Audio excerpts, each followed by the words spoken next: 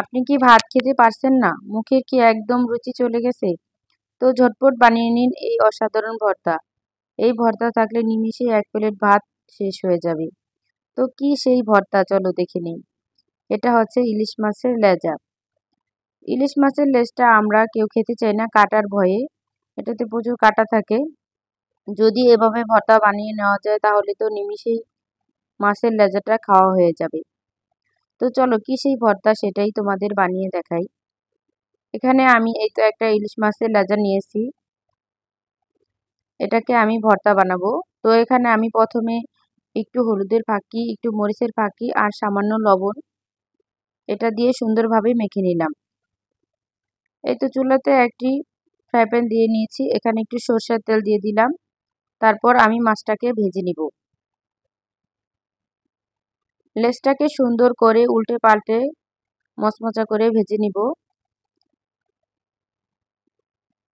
এরকম করে ভর্তা বানালে দেখবে মাছের লেজাটা আর হেলাফেলা হচ্ছে না। এটাও খুব মজাদার একটি রেসিপি হয়ে যাবে।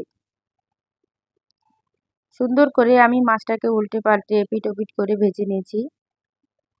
এটাকে তুলে নিলাম। তারপর আমি এখানে 4টে শুকনো মরিচ দিয়ে নিব। মরিচগুলোকে একটু টেলে নিচ্ছি সুন্দর করে। তোমরা তোমাদের স্বাদ মতো ঝাল দিয়ে নিবে। ঝাল ঝাল করে ভর্তা বানালে খেতে তো অসাধারণ লাগে।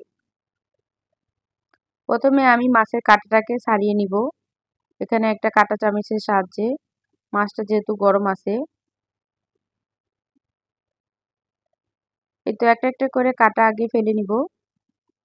পুরো মাছের কাঁটাটা আমি ছাড়িয়ে নিয়েছি।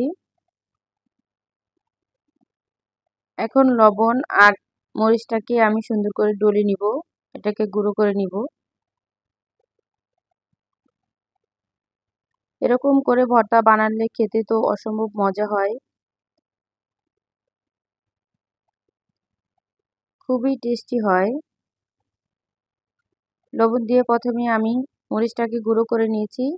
এখন দিয়ে দিলাম পেঁয়াজ।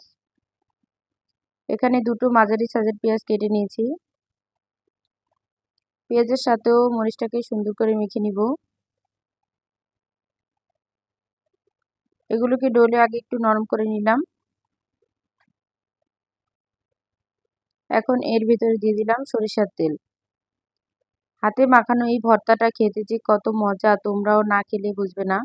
অবশ্যই এভাবে একবার ভর্তা করে খেয়ে দেখো। জিভে জল আনা রেসিপি।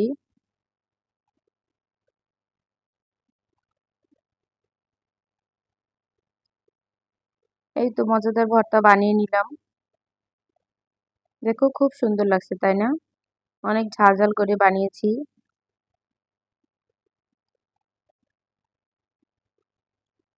এই তো আমার মজাদার ভর্তা। তো আজকের ভর্তা রেসিপি কেমন লাগলো অবশ্যই কমেন্টে জানাবে। সবাই ভালো থেকো। আল্লাহ হাফেজ।